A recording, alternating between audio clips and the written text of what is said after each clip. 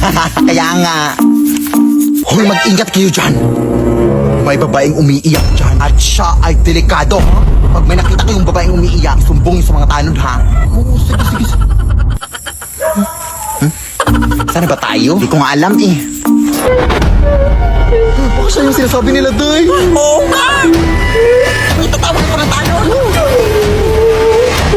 Hindi niyo kasi ako naiintindihan. Iniwan ako ng asawa ko.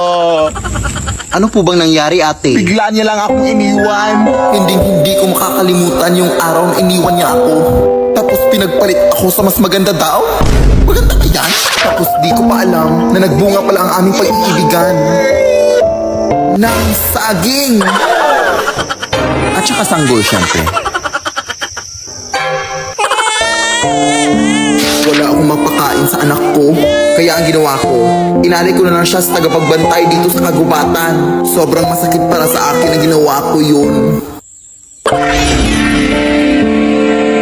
Pero ito ay hindi nagustuhan ng tagapagbantay. Kaya pinarusahan niya ako. Hindi na daw ako titigil sa pag-iyak. Yan ang di niyo alam. Hala, sorry, te. Nakakaiyakan pala yung story mo. Asan? Ayun yung babae umiiyak ko. Huli mo na. Ha? Hoy. Huli ka na rin. Delikado kang babae ka. Anak!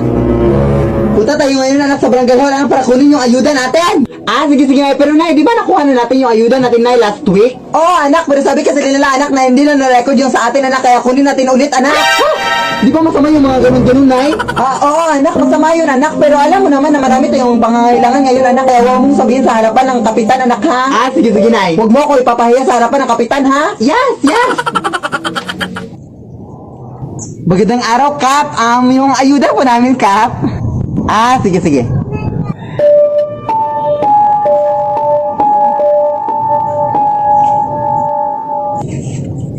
Huwag ka mong maniwala dyan, Kap. Nakuha na namin yung ayuda namin. Huwag kang umarap, Kap. Baka mapaglitan ako ng nanay ko.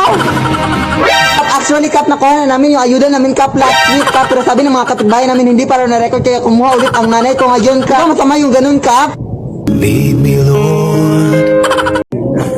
Anak, huwag na huwag kang magsisinungaling, anak, hari na makasalanan yan sa ating Panginoon. Sige, Nay.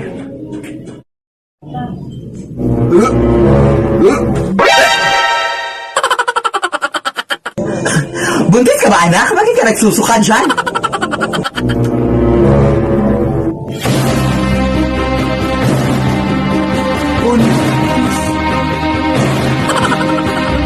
Paano ka naman mabubuntis, anak, na wala ka namang jowa? So may jowa ka? Sos, di ba, anak, sinabi mo sa akin na nagkawala na kayo ng jowa mo ko last month? Sos, anak, di ba sinabi mo rin sa akin na baog yung jowa mo kaya hindi na kayo magkakaanak?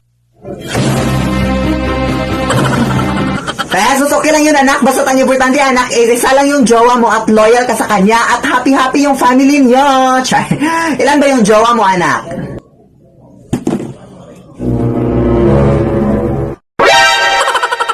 Lead me, Lord. Anak! May bagong banig na ako na nabili. Anak ko, pambalik dyan sa lumang banig natin. Saan mo yan nabili na? Nabili ko to doon sa may antique na tindahan, anak. Ayan naman na yun. Alam naman mga lumang mga gamit yung binibenta rin sa antique na tindahan, na. Bakit ka doon bumili? Baka may multo na naman. Ito lang kasi afford ko, anak. Pero bakit napaka-reklamador mo, ha? Ikaw nga itong binilhan ko ng bagong banig. Ikaw pa itong napaka-reklamador. Bakit hindi ka na lang magpasalamat? Hindi kita pinalaki ng ganyan, ha? Tanggapin mo yan, oh. Paka-OA mo, ha?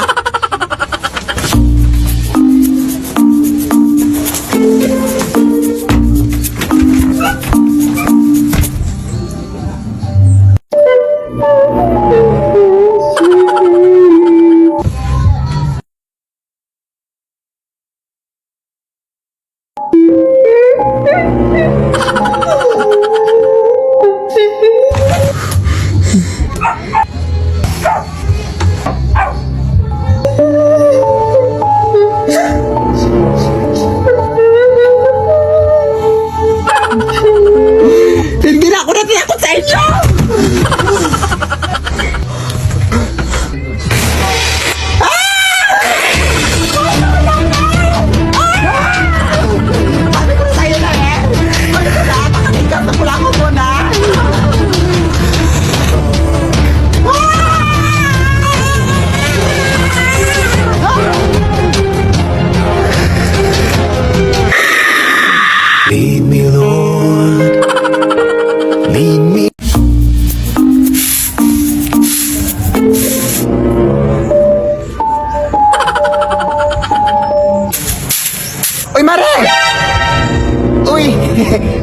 Kamusta na? Nakauwi na pala kayo galing Pampanga, Marino? Oo, nung nakaraan lang.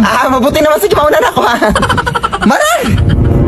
Parang may nakalimutan ka, Mare. Ha? Ano yun? Yung utang mo, huy?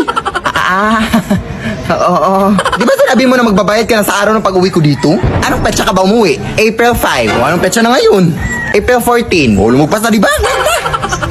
Ay, ba? Hindi pwede yun, Mare. Ano na problema mo? Huwag mo kasi lang yung araw ko. Dumagdag ka pa sa problema ko, ha? Ayun ako ka sana magalit, Mari. Ano yan? May chismis ko naman. Natural lang na magalit ako. Kasi kinaisingin mo ako.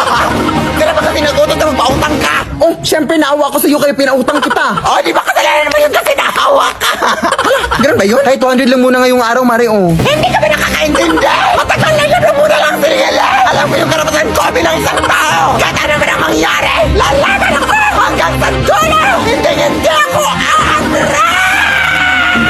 Ay, bahala ka dyan, Mari. Tatawag na lang ako ng pulis para matapos na to.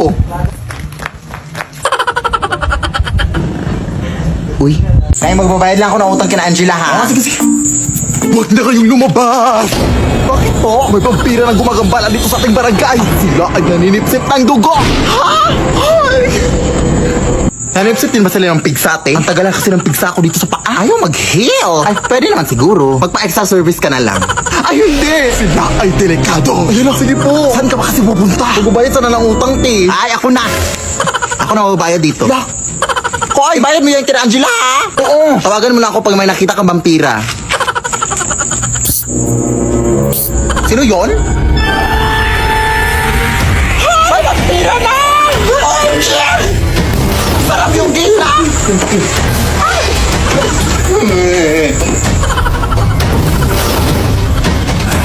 Tolong mga kapitbahay! Huwag mo kong sipsipin, kuya! Awag ka sa akin!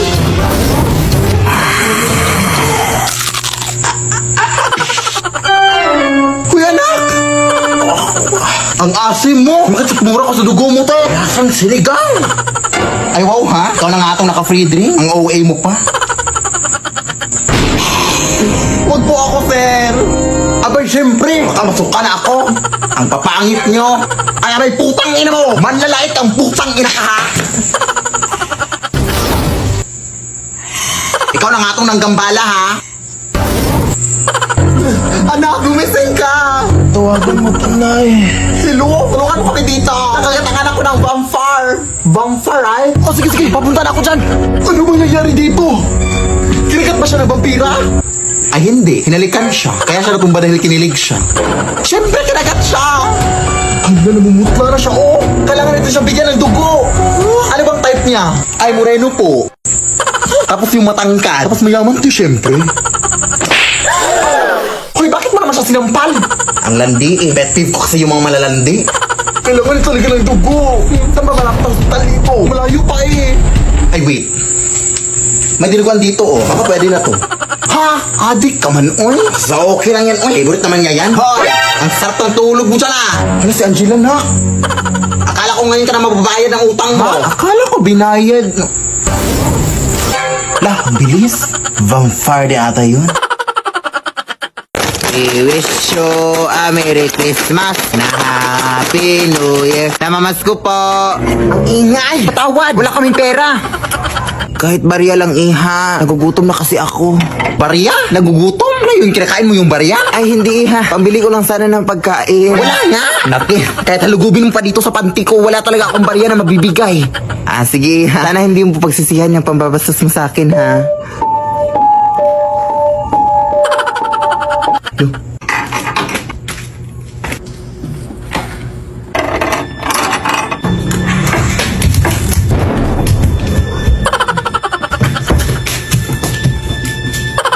Ba't ito nabuksan?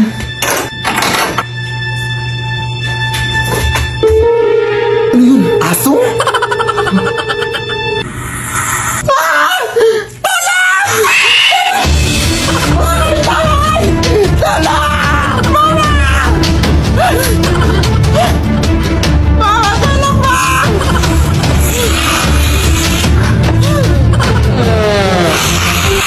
Pasensya ka na, te. Wala talaga akong barya, te, promise. Gusto mo sa'yo na itong cellphone ko. Password dyan, I love you, 1, 2, 3, 4, 5. Ante! We wish you a Merry Christmas and a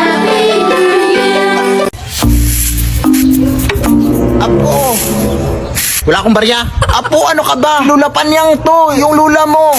Ay ha? Hindi mo na ba ako natatandaan? Lola! Paano po? Bakit ngayon ka lang napabisita? May alitan kasi kami ng nanay mo. Ganun po ba? Sige, pumasok muna kayo dito, Lola. Sige, umupo ka na dyan, Lola. Kumain ka na ba? Ay, sige, timplahan lang kita ng kape, hawit lang. Nahala, sige, tatawagin ko muna si Mama, Lola, ha? Nay, umuwi ka dito. Ay, nandito si Lola. Ha? Ay, Lola, may kutsara po. Kainit po yan. Dating pusa ba to si Lola, Nay? Anong Lola, anak? Si Lola Panyang ba? Pabisita dito sa bahay? Anak, nagbibiro ka ba? Matagal nang wala yung Lola mo. Ha? Ay, baka hindi mo na matandaan. Bata ka pa kasi nilibing yung Lola mo. Ha? Eh, sino to yung dito, Nay? Abay, ewan ko. Pigilan mo kasi ang pagpupuyak ng anak. At ano-ano na yung nakikita mo. Bye. Nay!